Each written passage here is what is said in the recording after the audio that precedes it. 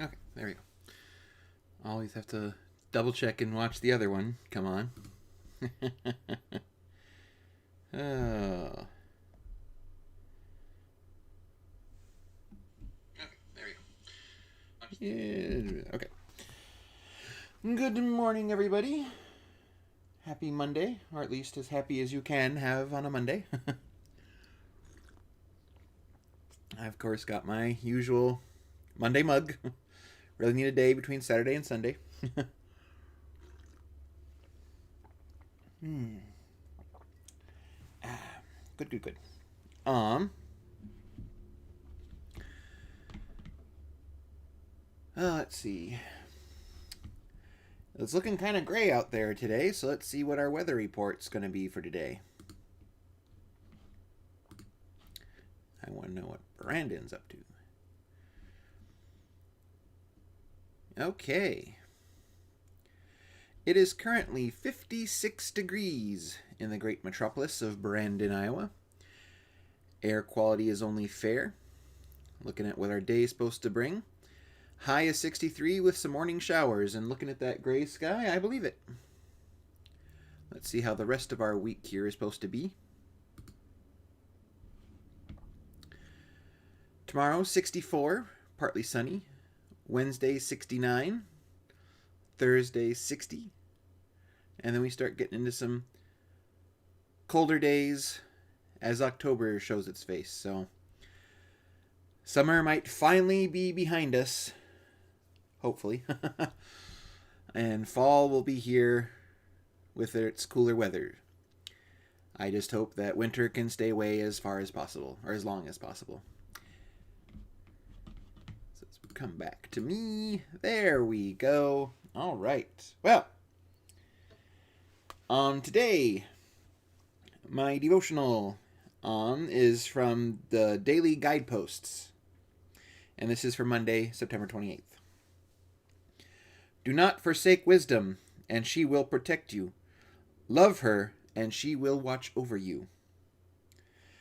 For the past few years, my aging father-in-law's health challenges have made driving more difficult for him. But this retired bus driver wasn't ready to hang up his keys. The fact is, he was still able to drive. His home state renewed his driver's license, even though his family realized that it wasn't a good idea for him to be behind the wheel. In our phone conversations, he would ask me what kind of car he should buy next. Most times I said, "Didn't we all decide that Mom would just drive you where you wanted to go?" And then I'd change the subject. One day, with Mom's blessing, he decided to take the car to go on a short errand in the neighborhood. Shortly after leaving his driveway, he drove too close to a neighbor's mailbox, and the driver's side mirror was sheared off the car door. Realizing the gravity of the situation, he drove right back home, confessed to his wife what happened, and proclaimed that his driving days were over. Then they contacted the neighbor to make amends. When Mom called to tell us what had happened, I was nervous. I thank God that he struck only a mailbox and not a child, adult, or a pet, as their neighborhood is filled with people and animals. And then I began to fret for them.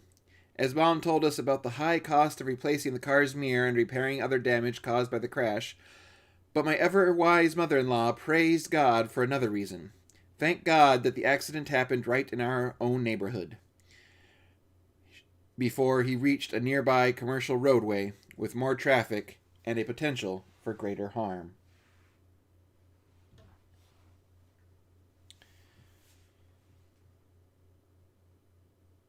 The author of this devotional chooses to focus on the good fortune of her father-in-law for having an accident in a safer place and only damaging property, nothing that can't be repaired or replaced, rather than hurting a living creature, a person, an animal, etc. And I instead am going to kind of look at what the father-in-law is feeling, what he might be going through, what his emotions are going.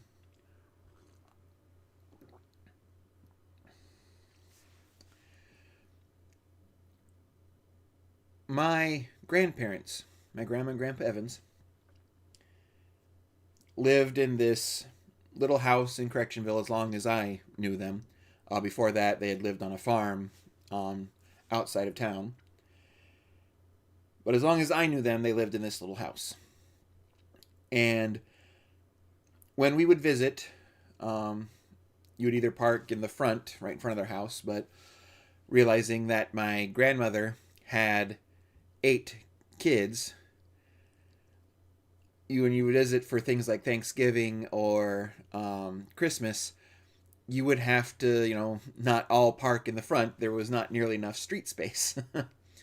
So a lot of us would park in the back, and usually, frequently, when I was a kid, my parents and I would be staying either at my grandmother McCulloch's or at my Grandma Evans. And when we would stay, overnight at Grandma Evans's, we would usually park in the back so that, the other siblings who are simply visiting for the day, who live, maybe 20 miles away, could park in front and then be able to leave when they needed to. So when we'd park in the back, we would go around the garage, and I distinctly remember there was a really thin sidewalk from where we parked to the actual backyard that had the garage, and it was fenced in, so you'd be walking kind of this almost an outdoor hallway, as it were. And on one end of that outdoor hallway were my grandmother's flowers. And you did not walk on Grandma's flowers. And my grandmother, for the longest time, that was something of a bit of pride for her, was taking care of and tending to that little garden there. Now, when I was at a young age, I was probably, in 5th or 6th grade, my grandmother had hip surgery. In fact, I believe it was a total hip replacement. And yet, even after that, she was still out there taking care of those flowers. My grandfather, when I was in high school, my grandfather had a series of kind of mini strokes. And so they had to put him in a nursing home. And my grandmother was certain that we were coming for her next. That we were going to come and haul her into the nursing home, and she was bound and determined that that was not going to happen. And so for a period there, my grandfather would live in the nursing home, and so when we'd visit, we'd stop by one and stop by the other later. In fact, if you went to visit my grandfather, the first thing out of his mouth, once you could understand him, was, "Did you visit your mother?" Talking to my dad, usually. Now, it was a point for him that, if you came to see him, you also had to go see my grandma. Which is just, good family dynamics. Well, the time had finally come when my grandmother had to be taken in the nursing home. She could not live on her own anymore. There are a couple instances when she had either fallen or gotten down to do something and could not get back up and had to call either my dad or one of my uncles to come and help get her up. And so it just got to the point where it was no longer feasible for her to live alone in that house anymore. And so my dad and his siblings took on the monumental task of trying to make the move as smooth a transition as it could be. Now, this is a woman who took pride in her flowers. That was, she took pride in her flowers, took pride in keeping a good home, took pride in being able to cook for all the guests that would come and visit. This was a woman who, as age started taking away her mobility, started taking away a lot of her function, was starting to lose some of the things that she had pride in. Now, the author of the devotional today makes a mention that her father-in-law was a retired bus driver. So I imagine, that's a bit of his identity, is being able to drive. And I'm sure, interacting with the parents, interacting with the kids. That's a big part of his life. And now that he can no longer drive, it's as though that entire part of his identity is being stripped away, much like it was for my grandmother. And at times, it can be difficult to come to terms with losing things that we used to do, losing what we thought was a crucial part of our identity. There was a time when I enjoyed running. I would run during the cross country. Believe it or not, I was in cross country. I would run during the cross country practices after school, and I enjoyed running with my friends. Occasionally, my cousin Zach, who ran cross country for a neighboring school, would come visit, and we'd go for a run around town. And so I enjoyed that. And then one day in jazz choir, my knee decided to not remain in place. And ever since then, I just had to give up running. I tried for a couple years after, but my knee just could not handle it. Each of us has things in our life that we thought so defined us, that were a part of who we were. And each of us has parts like that have been taken away, either through age, through health difficulties, financial difficulties. There's a whole slew of reasons why that part of who we believed was a core part of our identity, why that has been taken. And it can be very difficult to come to terms with that. But the thing that each of us needs to focus on, the thing that each of us has to remember, is that each of these things don't take away from our relationship with God. The father-in-law in the devotional was no less a child of God when he gave up driving than he was when he was driving the bus. I am no less a child of God when I could no longer run cross-country as I am now. My grandmother was no less a child of God when she was living in the nursing home than when she was living on her own tending to her garden. I cannot stress enough that while it might be difficult to let those parts of ourselves seem to slip away, the core part of ourselves, that core relationship with God, still remains. My grandmother, after we got her settled in the nursing home, we went to visit her a few weeks later. And we stopped by, and she was not in the room, but my grandfather was, and so we talked with him for a little bit. And then went to the commons area, and she was out there getting ready to play bingo. And as we're talking to her, well, I gotta go to get bingo ready, so have a good day, everybody. Okay, we only drove this far to see you, but all right, guess we'll go see some of my aunts or uncles or something. And she actually had this budding social life again. People to talk to, people that she could laugh with. And all of her fighting to keep that part of herself, when she lost it, she gained something different instead. Now, I'm not saying that every time we lose a piece of ourselves, we might gain something different. But sometimes, when we lose a piece of ourselves, it's not as devastating as we might think. Today, I saw my conducting batons from when I was going to be a music teacher and a music composer. And I look at them, and part of me wonders why I keep them, but another part of me says to always keep them. Now, obviously, I am not going to be a high school music teacher. That ship has long since sailed. And the odds of me truly delving into composing are also very small.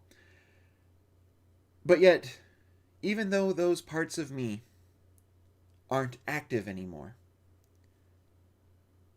They're still a part which led me to where I am today. We all have friendships that come and go. We all have relationships that come and go. We all have elements of our life that come and they go. And some of these have profound impacts on our life. Some of these, less so. Some, we don't know, after they become a part of our life, we don't know what we could do if they were ever taken away. And when they do disappear, we feel empty. But again, our relationship with God is not temporary. Our relationship with God will not wane. And not even death can break that bond. Not even the end of our mortal existence can bring an end to that part of ourselves. So when we feel that we might be losing something, remember what we have. Mourn what we have lost, but take comfort in what we have and what we still have to gain. That's all I have for us today. Just a reminder that next Sunday, this coming Sunday, October 4th, I will be having a communion live stream on both of these platforms. It being a live stream, it can only be a live stream. I cannot leave it up after it's been recorded. I'll have to take them both down. That's because the bishop has allowed us to bless communion elements during a live stream, but we cannot do it pre-recorded. That's why, for those of you who saw the worship service from last week, I had to kind of do a little bit of editing to remove portions of the communion service. But if you do wish to participate in that, this is for anyone. Mainly geared toward those who are unable to attend one of their regular church worship. But even so, if you wish to have an extra communion service, you can go ahead and do that. There's nothing, it's not like baptism. You can have communion as many times as you want. But you just have to have your elements ready. They will be blessed over the live stream. And traditionally, it's, like I said, it's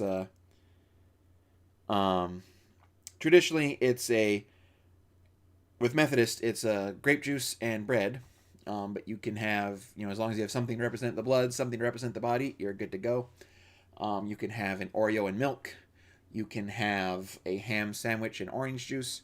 Whatever you want. It's up to you, to bring the elements and decide what elements you want to use. They gotta be better than those little wafers. Speaking of those little wafers, we will be having it is World Communion Sunday, that's why I'm doing this, and we will be having communion with those little cups and those lovely tasty wafers. And I will be pre-blessing some of those elements, and then I'll have a little handout for anyone who wants to take them along to bring to people who cannot come to the service and don't have access to the live stream. That'll be just a little short pseudo communion service. It does not include the actual blessing of the elements because they will already be blessed.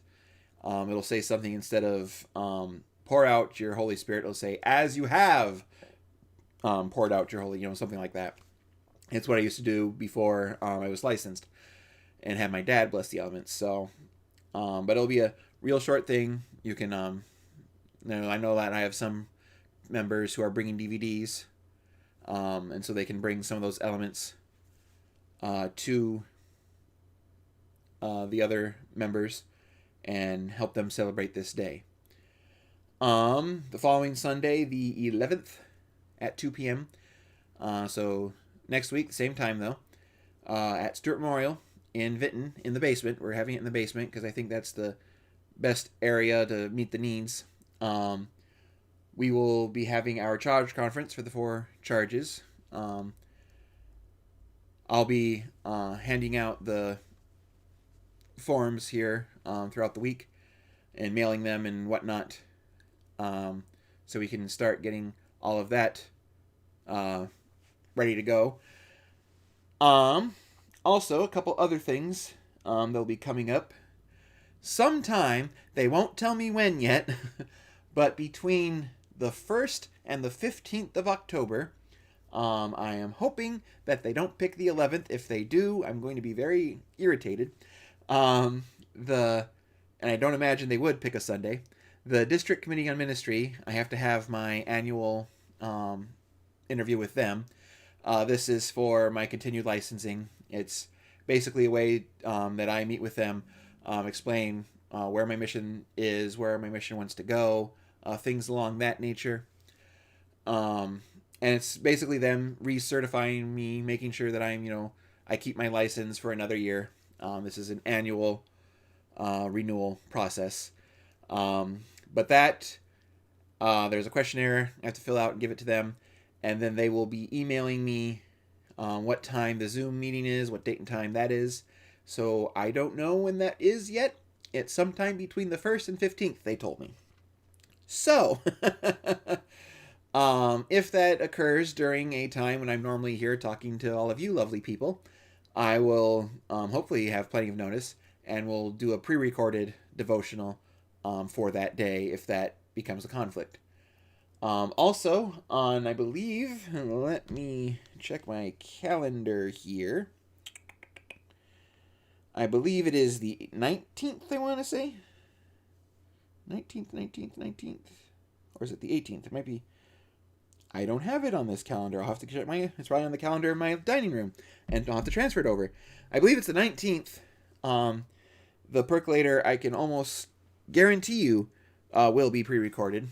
There is a residence in ministry that is part of being a locally licensed pastor who has not yet completed course of study yet. I have to attend, and it's basically how they're kind of incorporating mentorship, trying to restructure that. So that will be coming up, and so once I double check and give you the exact date, I will let you know what exact time that will be, and so you can know that that will be also a pre-recorded devotional, and that I probably won't be answering my phone during that time.